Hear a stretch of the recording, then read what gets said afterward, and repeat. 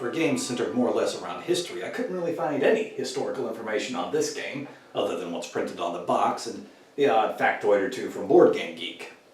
The version I have was published in 1983 by Time Life and the John N. Hansen Company.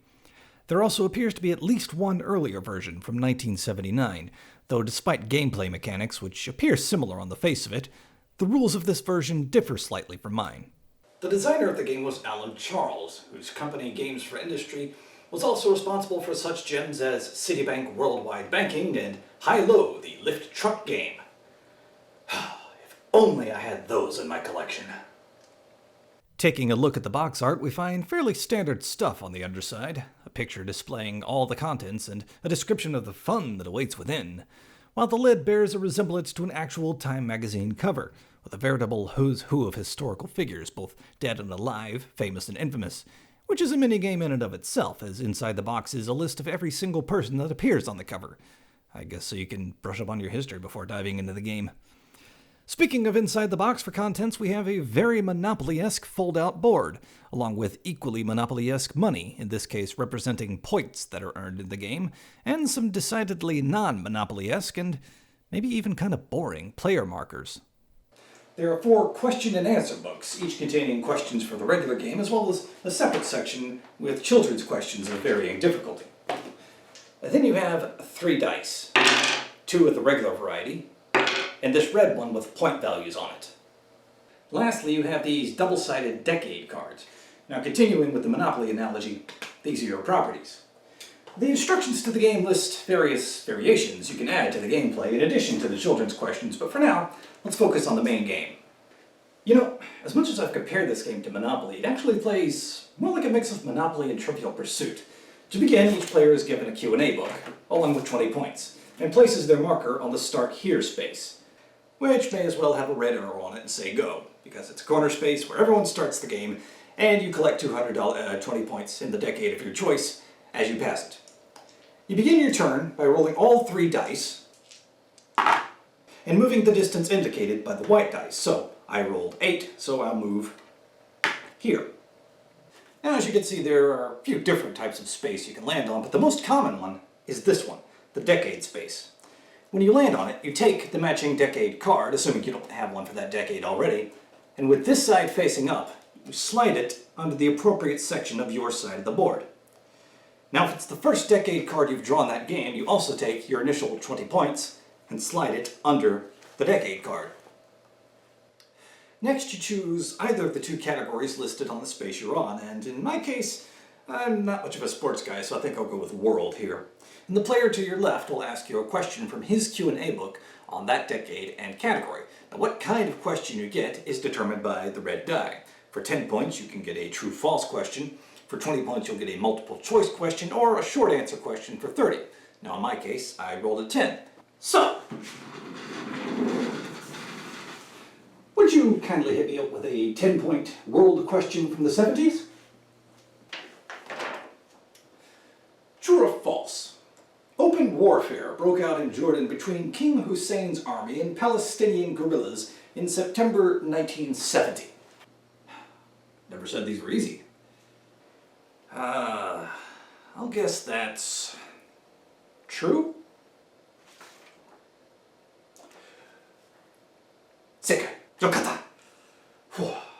So, since I answered that question correctly, I take the point values I earned for that question and slide them under that decade card. Now, once you've accumulated at least 60 points in a particular decade, you remove the point values from that decade, and you flip the decade over to the achieved side and slide it back under your side of the board. The first player to achieve all 7 decades wins. As mentioned earlier, there are a few other spaces on the board as well, but for the most part they serve the same purpose, to earn you decades and points. If you land on one of these blue circle spaces, then rather than choosing a category from a set decade, you choose a decade from a set category, but the point values remain the same. There's also the time bonus squares, where you choose both the category and the decade for double the points, and roll again once your turn is finished. Then you have these spaces in the inner corners of the board, which can only be reached by landing on a space which sends you to them. Memory Bank and Think Time are this game's equivalent of jail. Once sent there, you lose your turn, and you can only get out by rolling an even number for memory bank, or an odd number for think time, or by forfeiting 10 points. Archives and current events, meanwhile, are spaces which I think were meant to be special bonus-type spaces, but instead fail miserably at it, and as a result have no business being where they are on the board. Allow me to explain. In Archives, you're given a question on the 20s in the category of your choice for normal point value. Basically, it's the reverse of the blue circle spaces. Now, if there were more of that kind of space on the board, serving as a kind of community chest to the blue circle's chance, I wouldn't mind it so much. Instead, it just feels like a last-minute decision, an afterthought, as does its counterpart, and the worst of the two offenders, current events. On the current event space, you're given a decade, in this case the 80s, and you can choose between one of two categories. You're then asked a question on that category and decade for normal point value. Sound familiar? Yep, it plays exactly the same as a normal space. Hell, it is a normal space. So what is it doing in the corner, being treated like something special? Why is it not out here on the main board like all the other normal spaces? I mean, look at the board. Each of the decades is represented on the main board 3 times, once for each pair of categories, except for the 80s, which only appears twice. Now take another look at the board. You may have noticed by now another space, which I have yet to talk about. Right here. Go back 2 spaces. The only directional space on the main board which does not send you to one of the corner spaces, and which is again conspicuous by it being the only one of its kind. Now why couldn't that third 80 space go right there? Each Q&A book has children's questions in the front and back. Rather than categories and decades, however, the children's questions are all true-false and are separated into beginner difficulty in the, beginning of the book, as well as intermediate and advanced difficulty in the back. And no, the difficulty is not determined by the point die. Instead, the book recommends any junior history buffs playing the game to just start in beginner difficulty and work their way toward advanced, with the point die only determining, the point value. I can appreciate the developers trying to make the game approachable to children as well as adults, but for one thing, the way the children's rules are set up just seems so disconnected from the theme of the main game. I mean, why not separate the children's questions into decades as well as difficulty? And speaking of difficulty, some of the children's questions seem a little overly tough, even in the beginner section. As far as the difficulty of the main game is concerned, well, my wife and I gave this a playthrough and, well, we know the odd historical fact or two. We're by no means buffs, and we only answered about 60% of our questions correctly, if I had to guess. But on the other hand, we did finish the game without having to resort to the children's questions. Let's talk a bit about the gameplay variations mentioned in the instructions. And for that, I redraw your attention to the contents. Perhaps you've noticed a discrepancy. 4 sides of the board to keep decade cards under. 4 question and answer books. But 6 player markers. Well, 7 in my case, but I found this at an antique store and it came with an extra one. I don't know why. But anyway, yes, this game allows for up to 2 more players. The 5th and 6th players, however, not only keep their cards and points off the table, but they don't ask questions either. Sure, they could be asked questions, but they don't do the asking. Now, as I said earlier, I'm no history buff. I don't claim to know everything there is to know about everything, but, well, look at this thing. Right? Even stacking all 4 together, this is hardly the Encyclopedia Britannica. Now, the back of the instruction manual lists 25 writers and 5 researchers. You're gonna sit there and tell me they couldn't squeeze out enough material for 2 more of these things? For other gameplay variations, you can play for 30 or 90 points per decade instead of 60, or set a time limit, with the winner being the one with the most decades at the end. You can have a team game, where each player on a team takes turns rolling the dice and answering questions. You can also assign a game foreman, for foreman, read host, as he asks all the questions and distributes decade cards and points. Lastly, the game lists a variation entitled Off the Board. Just ask questions for the fun of it. In the car, on the beach. No dice or board necessary. I can just envision how that'll go. Dudes, road trip. Oh, wow, that sounds like a great idea. So what's the plan? Alright, so, I figure we leave now, stop at Pertwee's Pizza, and straight on to the Big Easy in time for the Annie Toka game of PaloozaCon. We're gonna need snacks, Konnichiwa. You got those? Hey, what did he makaseo? Awesome. Oh, and I know just the thing that'll keep us busy.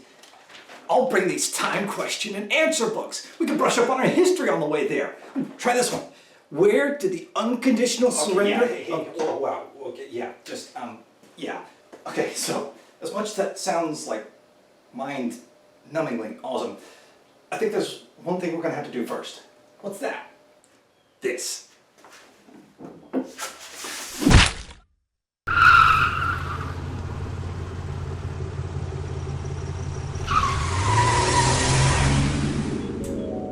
Yeah. Maybe keep this in the box, huh? You know, the timing of this game's release seems a little weird to me. And I can't help but wonder if it was released too early or too late. The decades in the game go all the way up through the 80s, but this version of the game was released in 1983. The 80s weren't even halfway over yet. Maybe, if they limited the collectible decades to the 30s through the 70s, it would have made a little more sense. I mean, if nothing else, it would have given considerably more meaning to the archive and current event spaces. Now, as mentioned at the beginning of the show, there was another Time board game released in 1979, and that would have been a perfect time to release a game with questions about decades. Except you didn't collect decades in that version. Now, while there are similarities between the two games, such as the Monopoly-esque board, the players trying to collect cards and points, and question books for each player, the focus of the 79 iteration instead seemed to be on building your own magazine, as the cards in the earlier game were based on different sections you might find therein. Now, I only know of the 79 game through pictures, so I can't speak to how easy or difficult it may be. This thing, on the other hand, seems to be catered more for the history buff than the average game player, although the average player may still find some enjoyment in it. It had potential, I'll give it that, and I stress the word had, as there don't appear to be any later versions of this game floating around. When I found this at a local antique store, it didn't have a price tag on it. I asked the guy behind the counter about it, and he says, $5. Now, if you have no such antique dealer and you're looking around the internet for a copy of the 83 version, your best bet would probably be eBay, as the average price range there seems to be around $12. Now, while I've seen one for as high as $60 on Amazon, the average price range there seems to be about the same as eBay. And in case you're wondering about the price of the 79 version, good luck. eBay and Amazon seem to have precisely zip. Well, I hope you enjoyed taking this trip through time with me as we take a trip through time. I look forward to doing it again, and I hope you'll join me. Jikai made. Sayonara.